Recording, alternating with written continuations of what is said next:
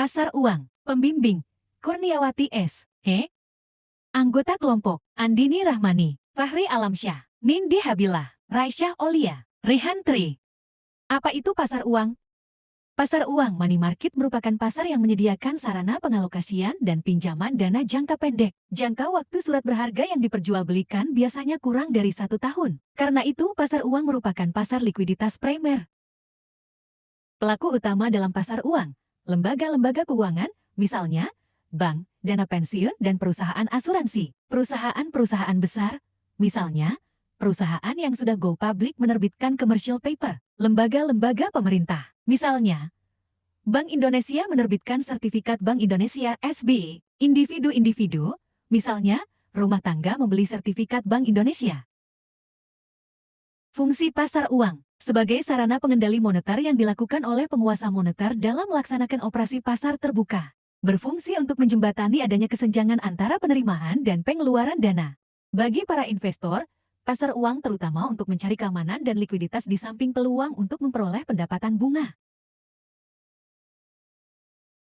Karakteristik pasar uang yaitu: pertama, menyediakan fasilitas atau jaringan transaksi jual beli aset finansial. Kedua, mempertemukan pihak yang memiliki surplus dana dengan pihak yang mengalami defisit. Ketiga, transaksi dalam pasar uang sebagian bersifat jangka pendek. Keempat, pasar uang juga berfungsi untuk memenuhi kebutuhan dana jangka pendek perusahaan, lembaga keuangan, dan pemerintah, mulai dari overnight sampai dengan jangka waktu jatuh tempo 1 tahun. 5. Pada waktu yang sama, pasar uang menyediakan outlet investasi bagi pihak surplus dana jangka pendek yang ingin memperoleh pendapatan atas dana yang belum terpakai.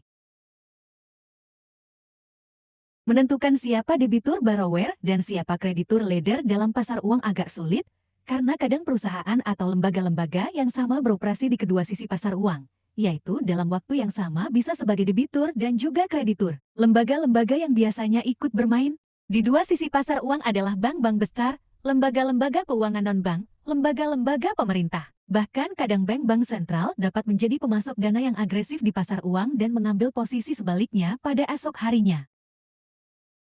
Jenis-jenis risiko investasi di pasar uang. 1. Risiko pasar interest rate risk, yaitu risiko yang berkaitan dengan turunnya harga surat berharga dan tingkat bunga naik mengakibatkan investor mengalami capital loss. Kedua, risiko reinvestment, yaitu risiko terhadap penghasilan suatu aset finansial yang harus direinvest dalam aset yang berpendapatan rendah. Ketiga, risiko gagal bayar. Risiko ini terjadi akibat tidak mampunya peminjam memenuhi kewajibannya sesuai dengan yang diperjanjikan. Keempat, risiko inflasi. Pemberi pinjaman menghadapi kemungkinan naiknya harga-harga barang dan jasa-jasa yang akan menurunkan daya beli atas pendapatan yang diterimanya. Kelima, risiko valuta currency or exchange rate risk. Investor internasional dihadapkan pada risiko mata uang, yaitu kerugian yang terjadi akibat adanya perubahan yang tidak menguntungkan terhadap kurs mata uang asing.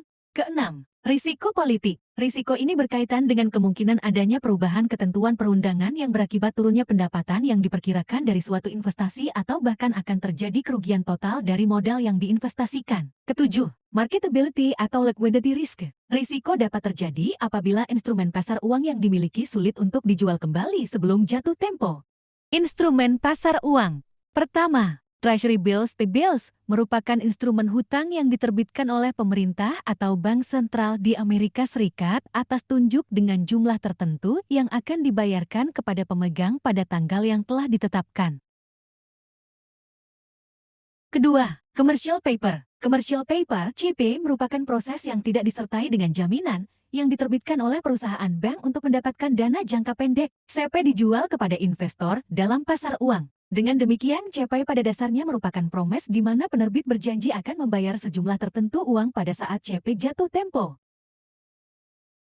Ketiga, Negotiable Certificate Deposit. Negotiable Certificate Deposit CD atau sertifikat deposito merupakan instrumen yang diterbitkan oleh suatu bank atas unjuk dan dinyatakan dalam suatu jumlah, jangka waktu, dan tingkat bunga tertentu. Keempat, Bankers Acceptance. Bankers Acceptance Bank merupakan wesel bank yang ditarik oleh seorang eksportir atau importir atas suatu bank untuk membayar sejumlah barang atau untuk membeli valuta asing yang diberi tanda acceptance apabila bank menyetujui wesel tersebut. Dan dapat diperjualbelikan di pasar uang sebagai salah satu sumber pendanaan jangka pendek. Kelima, Bill of Exchange. Bill of Exchange atau WESL adalah suatu perintah tertulis tak bersyarat yang ditujukan oleh seseorang kepada pihak lainnya untuk membayar sejumlah uang pada saat diperlihatkan atau pada tanggal tertentu kepada penarik atau order atau pembawa. Keenam, Repurchase Agreement Repo. Repo merupakan transaksi jual-beli surat berharga disertai dengan perjanjian bahwa penjual akan membeli kembali surat-surat berharga yang telah dijual tersebut pada tanggal dan dengan harga yang telah ditetapkan lebih dahulu. Ketujuh, Sertifikat Bank Indonesia (SBY). SBY pada dasarnya merupakan surat berharga atas unjuk dalam satuan uang rupiah yang diterbitkan dengan sistem diskonto oleh Bank Indonesia sebagai pengakuan hutang jangka pendek. Kedelapan, Surat berharga pasar uang SBPU. SBPU adalah surat-surat berharga berjangka pendek yang dapat diperjualbelikan secara diskonto dengan Bank Indonesia atau lembaga diskonto yang ditunjuk oleh BI. Kesembilan, Call Money. Call money merupakan salah satu sarana penting untuk mendorong pengembangan pasar uang. Pasar uang antar bank pada dasarnya adalah kegiatan pinjam-meminjam dana antara satu bank dengan bank lainnya untuk jangka waktu pendek. Thank you.